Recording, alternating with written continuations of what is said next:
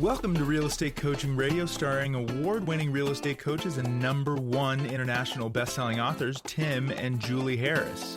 This is the #1 daily radio show for realtors looking for a no BS, authentic, real-time coaching experience. What's really working in today's market, how to generate more leads, make more money, and have more time for what you love in your life. And now your hosts, Tim and Julie Harris. 3, 2, 1, and we're back. We are going to be presenting something to you that we have been working on and off for about 90 days. That's right. Okay, and what this is this is in response to some questions that we've sort of generalized into this content with regards to wealth building. And there's a lot of folks out there that get into real estate, frankly, that start businesses, that want to have a plan so that eventually they can essentially be rich. And rich is, by our definition, where your money works for you and you no longer have to work for your money. But it's confusing. And there's a lot of, there's frankly a lot of obstacles in the way to building passive income. And so what we're going to do is we're going to talk to you about the different phases. And how many phases did we come up with? 5, I think? I think 1, there's 2, 5. 3. Maybe there's 4. There's 5. There's 5. Yeah. So we're going to talk to you about the 5 phases of wealth building. And this is going to be something, we presented something like this when we were in Hawaii doing a live event. This was a while ago. And the feedback we got after we presented this material was really overwhelming, to the extent where people were sending us emails and whatnot a year after having heard us present this and were thanking us because it gave them a sense of direction. So here's ultimately what I want to start out by explaining to all of you. And this is going to be something that if you take this offensively, or if you don't, if for some reason this rubs you the wrong way what I'm about to say, I want to apologize ahead of time, and I want to ask you to kind of consider what I'm saying and so that you can benefit from it, opposed to just being a little bit, I think, put off by it. And here's what it is. And this, like I said, some people will be offended by this, but it is what it is. Your real estate business has no value. When Julie and I sold real estate, our real estate business had no value. You're not going to sell your real estate business. Your real estate practice of you selling real estate, you could have a big team, even if you have a decent-sized brokerages. Decent-sized brokerages don't even sell for anything. So your business itself has no real value. And I'm not saying that to insult you. I'm just saying it because it's based on facts. How many people do you know who have successfully sold their real estate team? There's stories of them being sold, but it's not like, okay, here's a big-ass check. They're essentially you'll get a trailing amount of the referral of the referral fees. That's different than selling right. for some kind of big multiple, right? Exactly. So there's no liquidity event in your future. So if you ever want to create financial abundance, if not financial security, you're going to have to do it yourself. And so here's really where the rubber meets the road. Your real estate business, the product of your real estate business, what you're supposed to be producing is happy clients, is essentially successful real estate transactions, all the things. But really, what your ultimate result should be is profit. So if your real estate business, and if your anything business isn't producing profit, you're running literally a non-profit business. But what's the point of even running the business? You are a sole practitioner. You are running a small business. You probably have 50 or fewer people working for you. You probably are, essentially still doing most of the most important heavy lifting in your business yourself. Right? All these things are true. So the moral of the story is, if you're not pulling enough profit out of that business, you're never going to be able to break free of the monotony of the effort, and you're never going to be rich where your money works for you and no longer work for your money. Now, why is profit so important? Well, obviously, you have personal bills to pay. But the reason the profit is important is because it's with that profit that you reinvest that money into things that will create passive income for you. So I want you to think about that. Think about all the things I just said. So if you're building your business because you think that someday you're going to be able to sell it, find me examples where real estate businesses have sold. There are a few, but they don't sell for very much. And then once you realize what I just said is true, then you're going to say, if you still want to have some resemblance of financial freedom, hopefully sooner than later, how are you going to do it? Well, you maybe want to buy multifamilies, you're going to buy stock security, things like that. We're going to talk about all that in the next few days. But the moral of the story is you can't do any of it unless you're running a profitable real estate business. So your product of your real estate business is profit. And again, if that rubs you the wrong way, I want you to understand my intent. My intent is to make it so that you can be financially free, where your money's working for you and you no longer have to work for your money. Because even if the day is not today, I promise you there will be a day when you are essentially thinking to yourself, why the hell haven't I built enough financial freedom for myself that I still have to worry about the same things I worried about 20 years ago. That's right, and that's why it's going to take more than 20 minutes to explain how to get there. But we're going to do that for you over this 2-part series, and that's what you were just talking about is what you and I call escape velocity, right? Which is building the foundation for your financial freedom. And financial freedom is the dream of every ambitious real estate agent, a life where your passive income exceeds your expenses, freeing you from the daily grind. This 2-part series is going to outline that roadmap to achieving that freedom, starting with the foundational steps to build that lasting wealth. And this is why Tim took a second to make sure that we had clarified your first understanding. We often start with a mindset point, right? What is your product? It's profit. So just digest that for a second, and then we'll get to number 1, the ground phase, foundation of your success. So again, I want to make it really clear. And first of all, we did this in kind of a fun way. Well, at least we thought it was fun, where we're trying to make it so that you can. The analogy is a plane, or not a plane, but a jet. Oh my gosh, a rocket ship getting ready to take off. We're sort of motivated by Elon Musk's, SpaceX. So that's the vision. Try to have that in your head, right? So as we go through these different phases. And again, this is wealth building, but wealth building is commensurate. The amount of wealth you can build is commensurate, equal to, obviously, the amount of money you make. But what's more important than that, you might be surprised to know, or I'll say equally as important, is the amount of money you spend. So if you're spending too much money, even if you earn a lot of money, you're not going to have enough profit left over to actually invest in things that will make you money passively. And don't think it takes, now the average millionaire, and this isn't in these notes, Julie, but I did research this for another podcast I worked on with you yesterday. Sure. The average millionaire doesn't become a millionaire until they're in their 50s, okay? And the average millionaire has a net worth of $1 million or more from the equity in their home. Of course. Now the moral of the story is it takes time. It takes time to build wealth. Yep. It takes, so if you're in your 50s, you're right on time. Yeah, that's right. If you're in your 60s, guess what? You're right on time. 70s, well, a little late, but you can still do it. But if you're in your 20s and you're being discouraged because you spend too much time on Instagram and you think you should have your own private jet by now, that is not the reality that essentially is enjoyed by most people. So give yourself patience and give yourself grace and realize that, frankly, when you follow this plan is designed to spark interest in you building your own financial wealth building roadmap. But we're going to give you the core elements right now. Julie? Okay, so think about that rocket ship. That's what you're headed for, is escape velocity. But first, you have to spend time on the ground, don't you? That's the ground phase. That's your foundation of success. It's preparation. It's learning. The journey to financial freedom begins with a strong foundation. So this phase is all about learning, developing disciplined habits, and setting up systems for success. It's a lot of what we teach you in Premier Coaching. And we've got 4 bullet points that go under this ground foundation. The first one is mastering your real estate fundamentals. That's prospecting, lead generation, and client services, the building blocks of consistent income, things like your script, your skills, so that you can stand out in your market.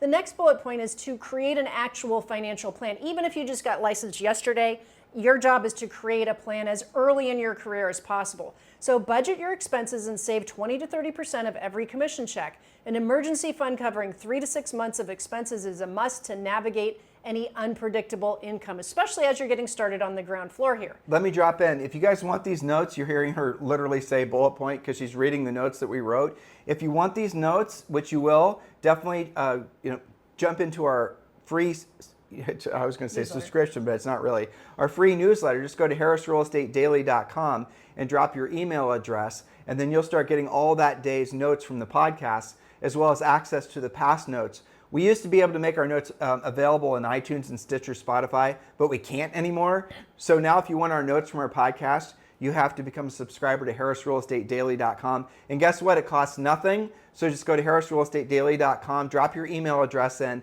and remember, you then are going to have to go over to your normal email, and you're going to have to confirm that you want the subscription because the system requires that you double opt in, and then you'll start getting the newsletter every single day. And then you can use our notes, and we oftentimes will include links, book suggestions, other things that we don't cover on the podcast. So that's really important. But the point of these, and if you are listening to what we're saying here, your goal is to create escape velocity. So this happens in phases. The first one's ground phase. That's clearly where you're on the ground and you're getting ready to get started.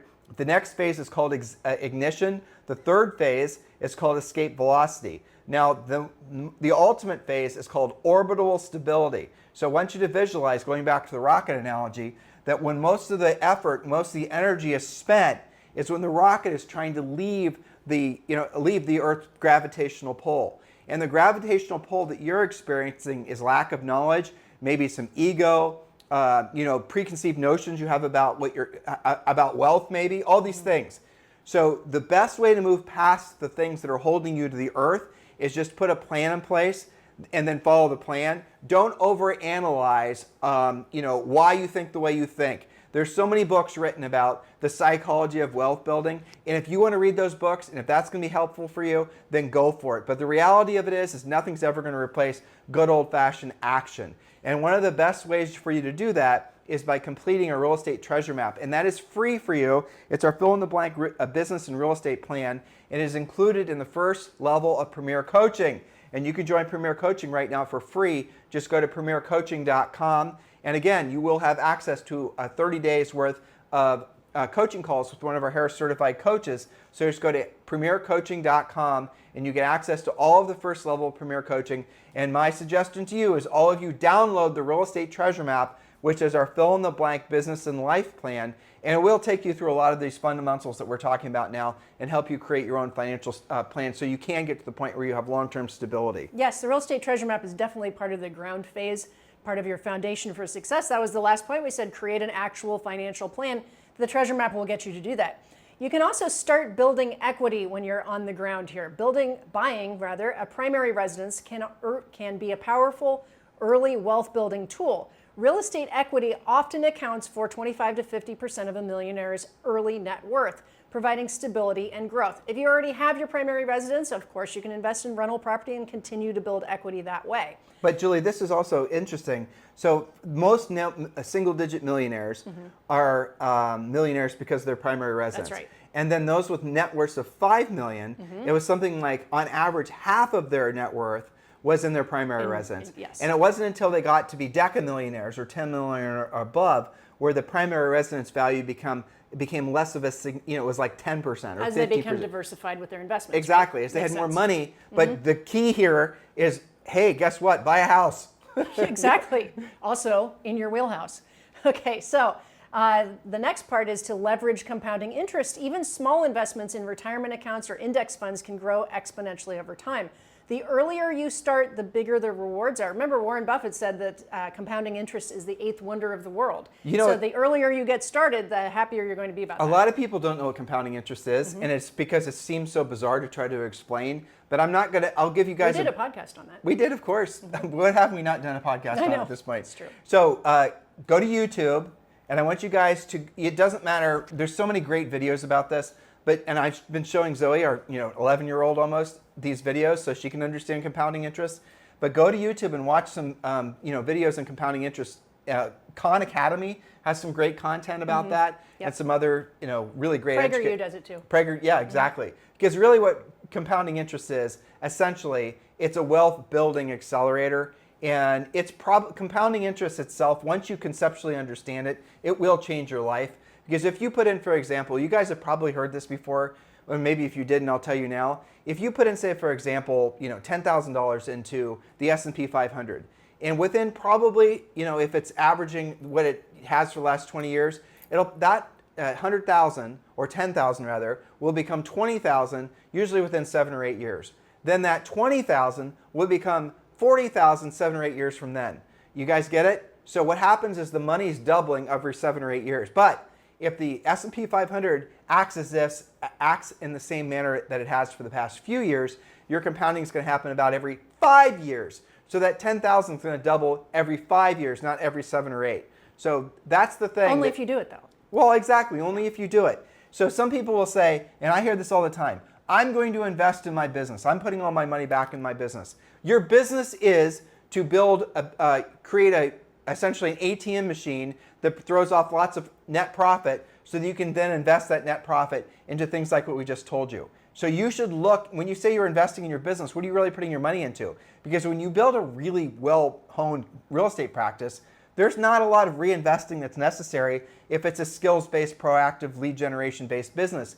If by investing in your business you mean you're spending a lot of money in marketing and advertising, that's spending. That's not investing. You're confused. So maybe you consider not being confused and think about how you want your life to be in 5 years, let alone 10, and how much better you'd feel if you're a single digit, if not a $5 million net worth person or $10 million net worth person, because it'll get to the point where you will have more money that's coming from your appreciation of your assets. You'll make more money from that every year than you do from your actual earned income.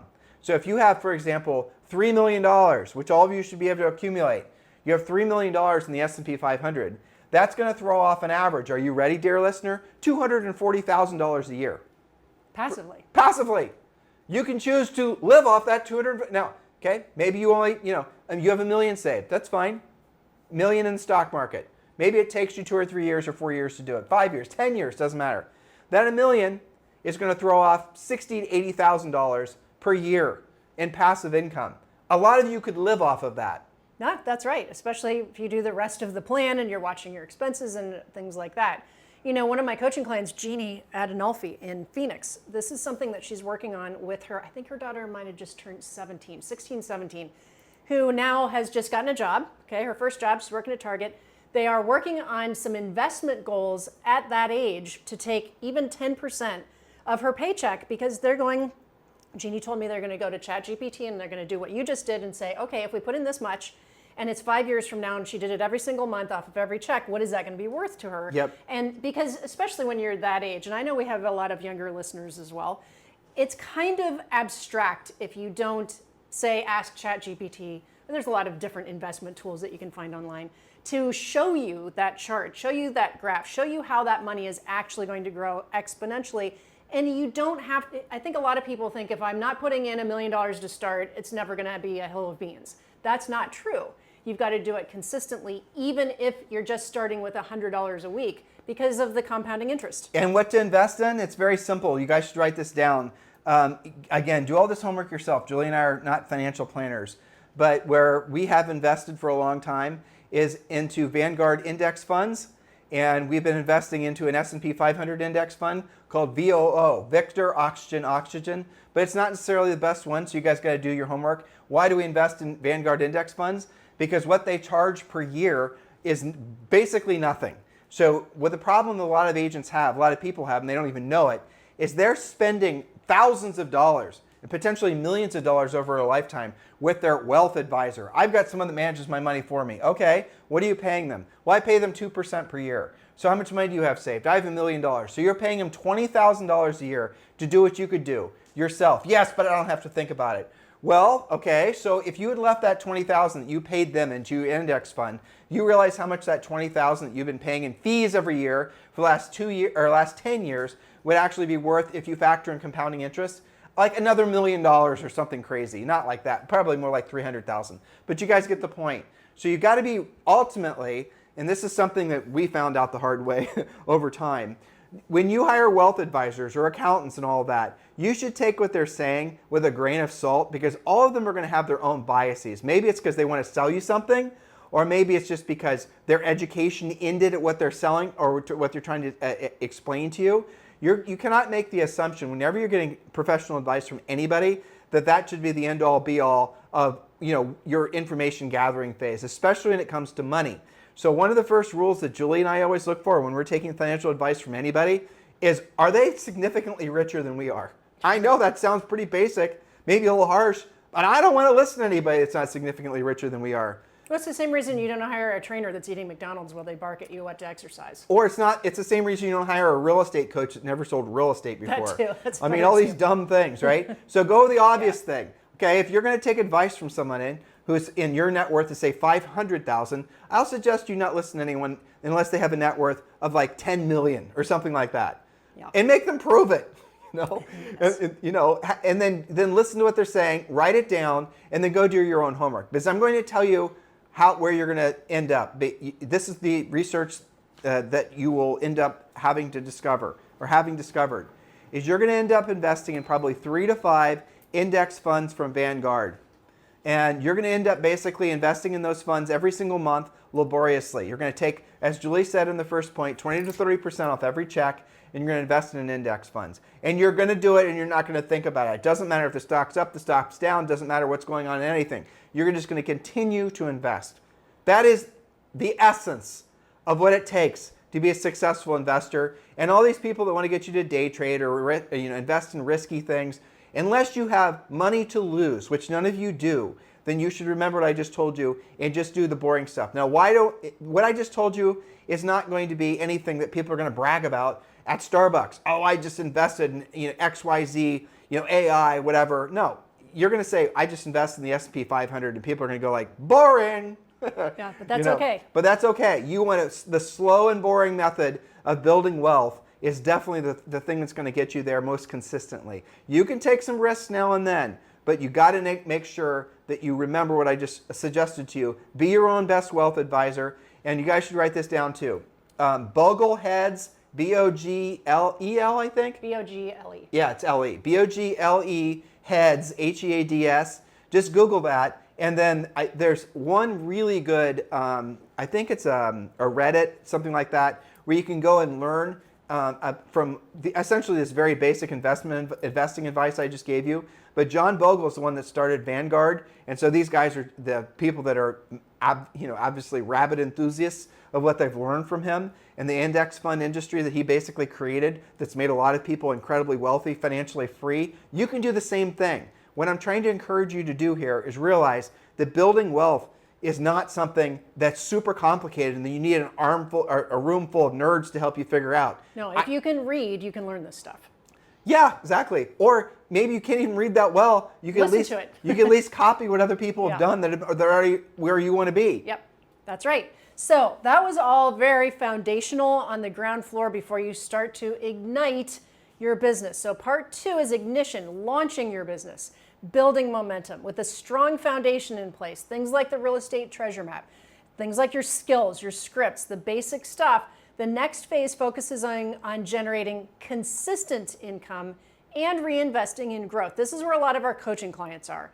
So create a reliable income stream. I know most of you know how to list and help a buyer get into contract, but what about month in and month out, meeting or exceeding your specific monthly goals? Create a reliable income stream using proven strategies, scripts, systems to build a steady pipeline of buyers and sellers. Consistency is key because remember, your goal is to invest, not just to pay your bills.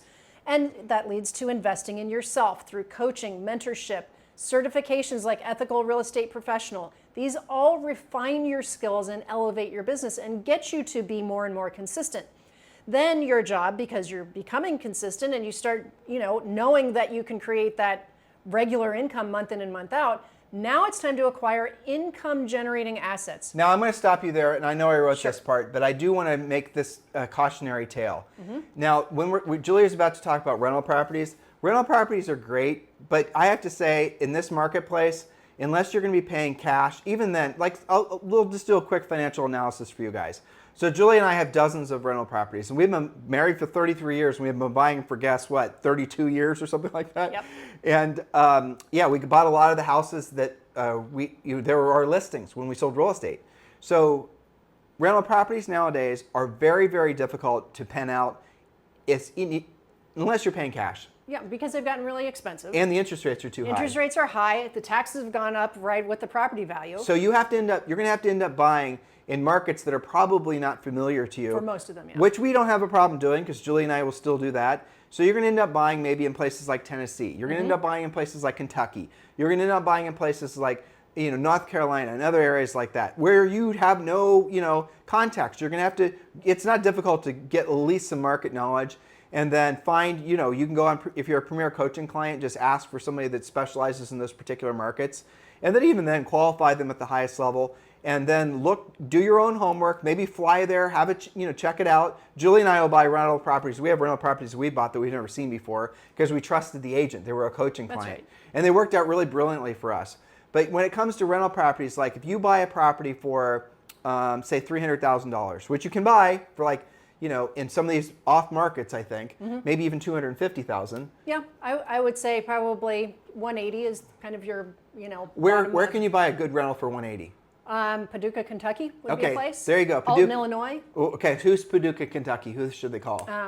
Sarah Gibson. Sarah Gibson. Okay.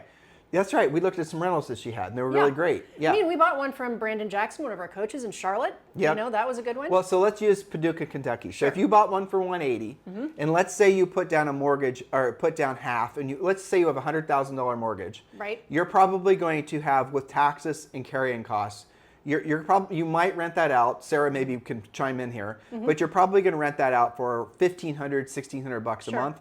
So if your carrying costs at 7%, let's say what your mortgage rate is, and your taxes. So let's say it costs to carry that mortgage. Let's say it costs you $800. Yep. She'll make $800 a month off that. Yeah, and in markets like that, the property taxes are not horrific either. Right. So you'll need a lot of those at that point. Now here's where it gets confusing. If you had taken that same, let's say half down, say $80,000 or $90,000, and you'd stuck that money into the S&P 500. And you use the last 20 years as an example, and that money in say 5 years, or let's say 7 years, has now doubled in value.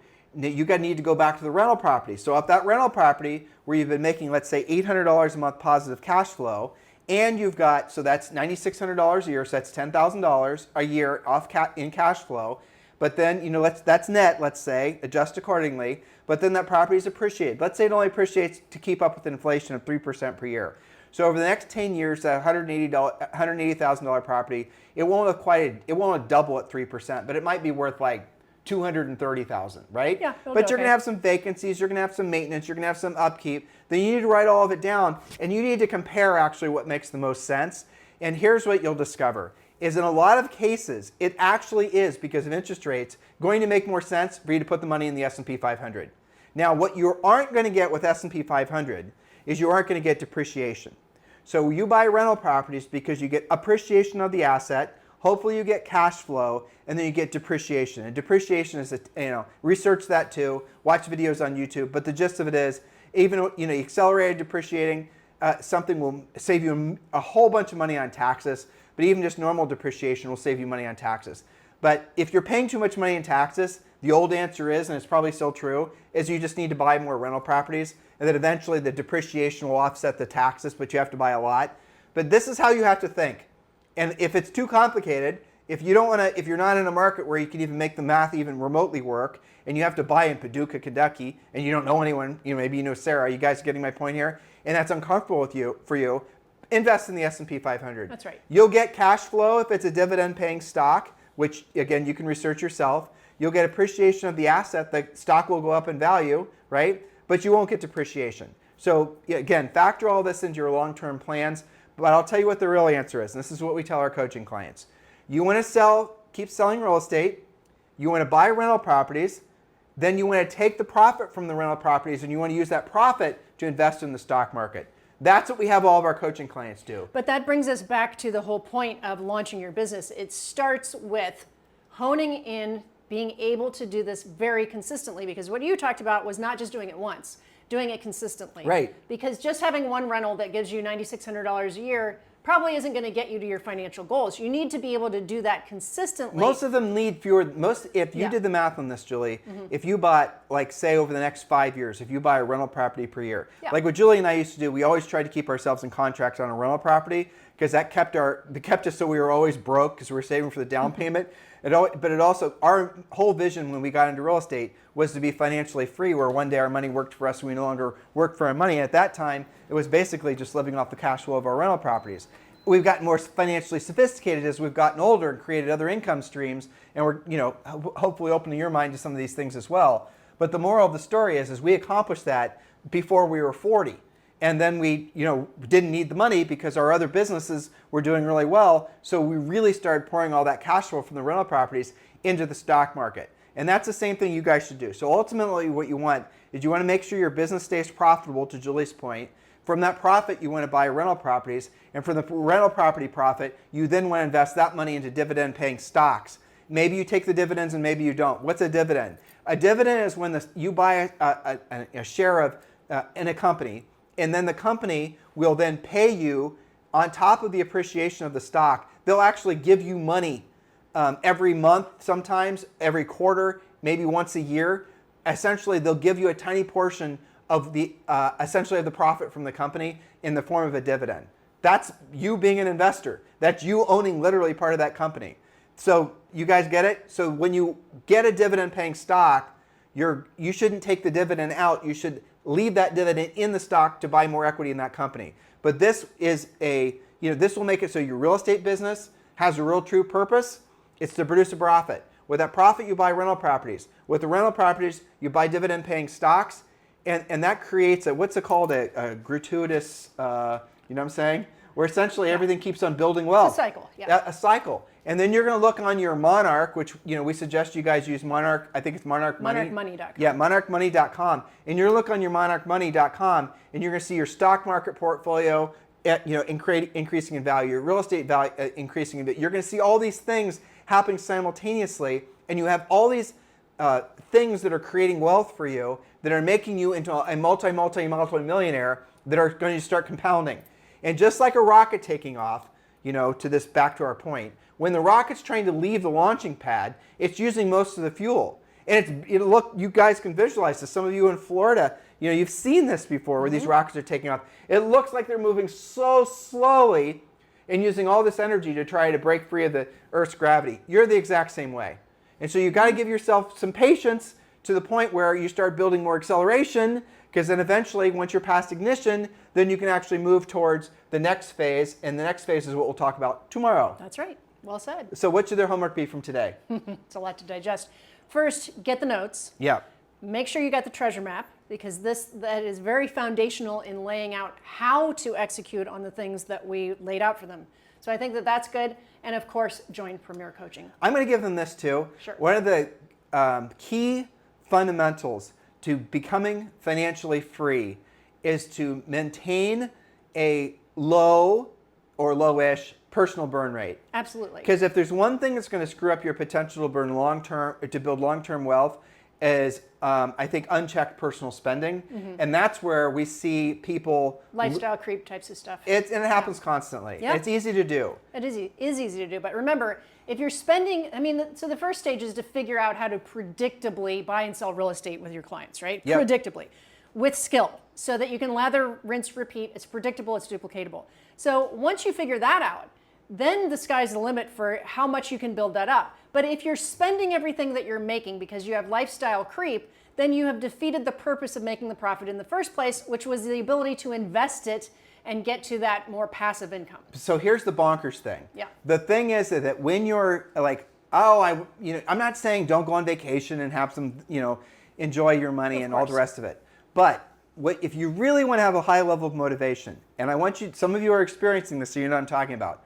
When you log into your Monarch Money and you realize that you're now essentially building wealth from passive sources that you don't have to directly do, that gives you more motivation to go after it in terms of real estate. Because you see it's working. You see it's working. Yeah.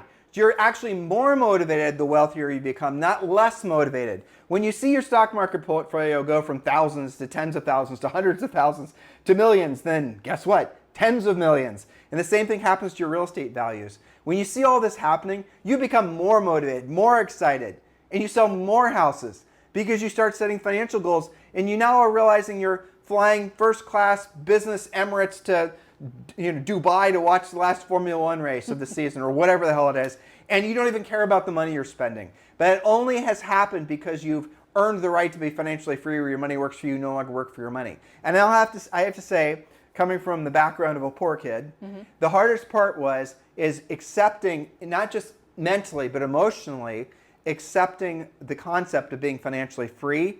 And that's something that's weird, because my entire existence and everyone I knew was working for a living forever. Nobody actually ever retired, Yeah, just working to pay the bills. Exactly. And that was the existence that so many of us have been, born into. So we don't have enough personal examples of people that have essentially created enough escape velocity where they essentially have money working for them and they no longer have to work for their money. And we're going to tell you guys about the next 2 phases or 3 phases on the show tomorrow. I know you love this podcast. You're keeping this the #1 listened to daily podcast for real estate agents in at least the United States. I strongly encourage you to subscribe to the newsletter if you've not yet done it yet. All of our notes are in there, harrisrealestatedaily.com. In the meantime, have a fantastic day. We'll talk with you on the show tomorrow. This podcast is a part of the C-Suite Radio Network. For more top business podcasts, visit c-suiteradio.com.